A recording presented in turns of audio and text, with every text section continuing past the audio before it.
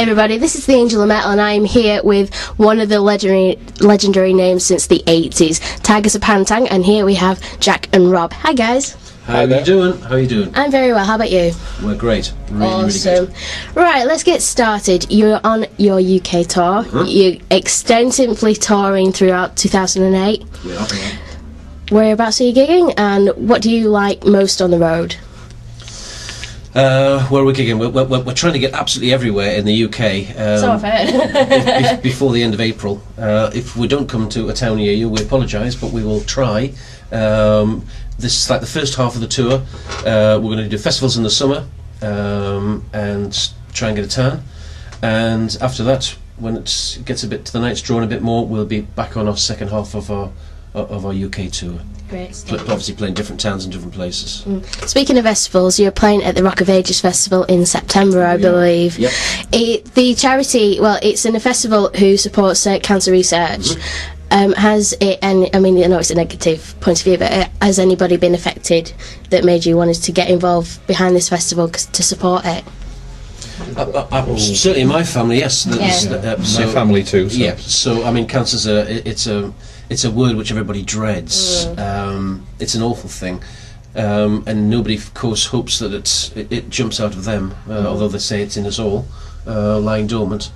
But you know, it's anything for. If it wasn't for cancer, if it was for children, hospice, whatever. We do a charity show also at the beginning of May. So we're very open for SIDS, for a sudden infant death syndrome or whatever it is. So we're doing another one on the 3rd of May. So what do you think about all these types of charity events? Do you think they're good, or do you think it's basically driven towards the music than the actual cause? Charities any charity is worthwhile. Absolutely any. I buy all my clothes in charity shops. If you go to a posh town, you get real posh charity shop clothes. I can find that. Tygers of Tang are very magical. Look, magical drinks. But tell me about the magic behind the name. How did it come about? Okay, the name came about. He's the leader. I wouldn't say that. I'll say it. Follow me, you'll crash. I haven't. The name came about from. It was about 77, 78. I was with Rocky, the original bass player, and we were searching for a name for this band that I got Rocky and Brian, and we hadn't got a singer at that point, but we really needed a name.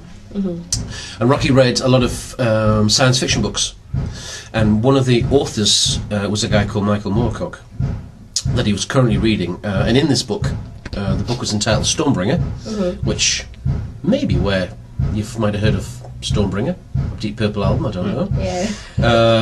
They might have borrowed it from his book as well. There was, in the book, in the story, part of the storyline, the cliffs of Tang, which were guarded by the Emperor's Tygers. Ooh. So Rocky kind of put the two elements together and came up, he said, what do you think of the Tygers of Tang? And I said to him, that's one hell of a mouthful, but it's so good because you'll either remember the Tigers, or you'll remember Pan, or you remember Tang, or the Pirates of Penzance, or something or other, and it kind of comes to you. So it's kind of it's worked for us for the last 20 years, that's for sure. Absolutely. What is different to the members that you have today than as you started back in the 70s? What's the difference? What's the difference? In the sorry, what's the difference in the members? Yeah, okay. What do you think of the lineup now than what you had in the beginning, basically? Okay. Oh crikey, that's a heck of a question. Everybody that has been in the Tygers has contributed their own special part. The band that are currently touring and recording and having a laugh together. The boys are absolutely fantastic. I've never enjoyed myself so much. It's like two different lives. It's completely different. The first time round, everybody was young, and everybody had an ego, and everybody wanted to be in the front because if you were getting a picture taken, and everybody wanted to speak, and it was all that kind of stuff. Yeah. The second time round, and I never thought that I was going to get a second bite of the cherry. And in 1999, I did, but I guess maybe I have a question about that. And the roller coaster ride started again. We had a different singer in 2001. The first singer of this episode of the Tygers, who recorded Mystical. And he left to pursue other avenues. We recruited another singer who was originally the bass player in Angel Witch, and he recorded a studio album, Noises from the Cat House. He did a DVD with us and a couple of live albums, Live in the Raw and Leg of the Boot, thank you, which were recorded in Holland. And he decided to go to pursue something a little bit harder than the Tygers, which is fine. And I get asked.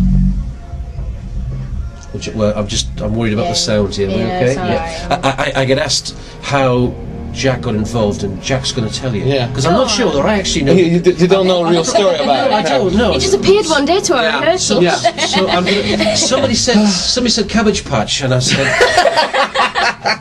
you can't say that. He's it's something that if you see on a movie, you just say it won't happen. But I actually received an email saying that there was from an agency based in Switzerland, saying that there was a British band looking for a singer. So I'm Italian, by the way. So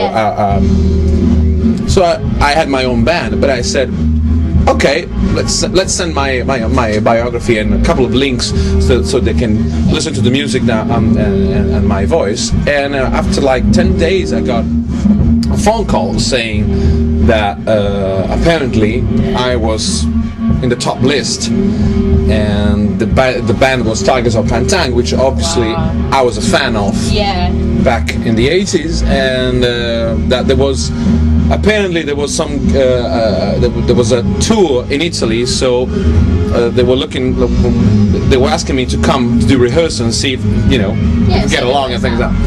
And the tour then wasn't there, but from day one, and I still remember I did one rehearsal altogether, and after the rehearsal they immediately asked me, what about joining us? And I said, yes.